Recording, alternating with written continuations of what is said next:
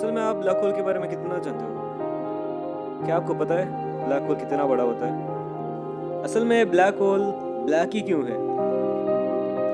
समझिए, अगर आप स्पेस में ट्रैवल करते हुए अचानक से ब्लैक होल के ऊपर नजर पड़ी और देख लिए उसे, मन में आ गई, ए यार भाई क्या होता है, क्या है वो, देख लेते हैं। अगर आप अचानक से ब्लैक होल में चले गए तो जिंदा होने की चांसेस है क्या? बच के आ सकते हैं क्या? और तो और उस ब्लैक होल के जरिए हम दूसरी यूनिवर्स तक पहुंचने की शॉर्टकट है क्या? इन सभी सवालों का जवाब मैं इस वीडियो में देना चाह रहा हूँ। ब्लैक होल कैसे बनता है इसके बारे में तो आइंस्टीन ने उनकी थ्योरी ऑफ रिलेटिविटी में पूरा का पूरा एक्सप्लेन कर दिया जाता है कि जब एक बड़ा तारा विस्फोट होता है वह रेमनेंट कोर बना देता है। इस विस्फोट को हम सुपरनोवा एक्सप्लोजन कहते हैं, जो तारों के एंड स्टेज में होता है। इस कोर ही आगे ब्लैक होल बनता है। अब ब्लैक होल असल में एक होल नहीं है, बल्कि एक बहुत सारा चीजों का समूह दबाकर एक छोटे से कोर बना हुआ है।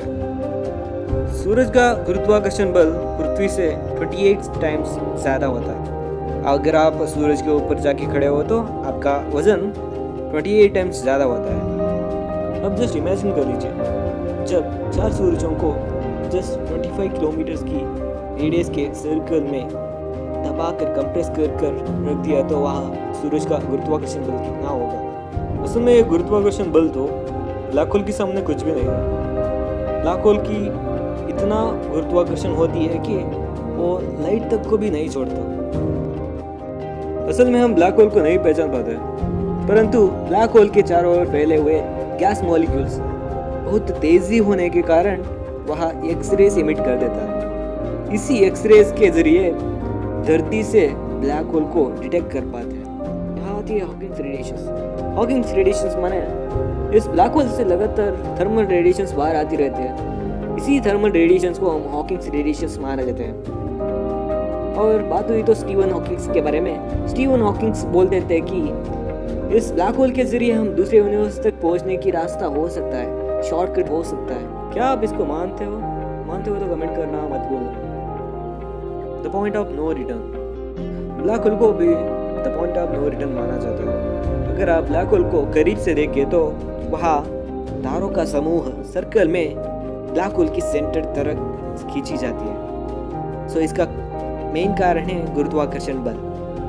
सो जैसे जैसे तारों सेंटर तक जाने पहुँचती है वहाँ उनका स्पीड बहुत ज़्यादा बढ़ने लगता है। ब्लैक होल में 2 तरह होते हैं। वो एक है छोटा ब्लैक होल, हमारा स्टेलर ब्लैक होल्स। सो ये सबसे छोटा साइज में होता है, कॉमनली 20 सूरज का गात्र में होता है। समझिए, अगर आप गलती से ही इस स्टेलर ब्लैक होल के अंदर चले गए तो आपका हाल क्या होगा?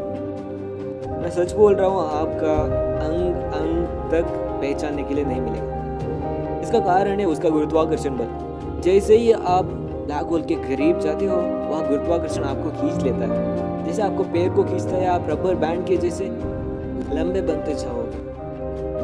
उसके पहले नए हो तो विजन ऑफ सीक्रेट फैक्ट्स को सब्सक्राइब कीजिए, बेल आइकन दबाइए और वीडियो अच्छी लगी तो लाइक कीजिए। बात आई तो बड़े ब्लैक होलों की, ये बहुत ही ज़्यादा बड़े होते हैं। 17 मिलियन टाइम्स ऑफ द सन होते हैं। इसके अंदर आपके बॉडी को कुछ नहीं होगा क्योंकि आप उसके सामने कुछ भी नहीं है। असल में आप कुछ भी नहीं होते, इसलिए आपका बॉडी फ्रीज हो जाता है और उसके अंदर चला जाता है। इस ब्रह्मांड में सभी चीज़ों का एक अंत होता है। किसको पता? ब्लैक होल की भी एक अंत हो सकती है, जब आपका फ्रीज हुई बॉडी बाहर आ सकती है।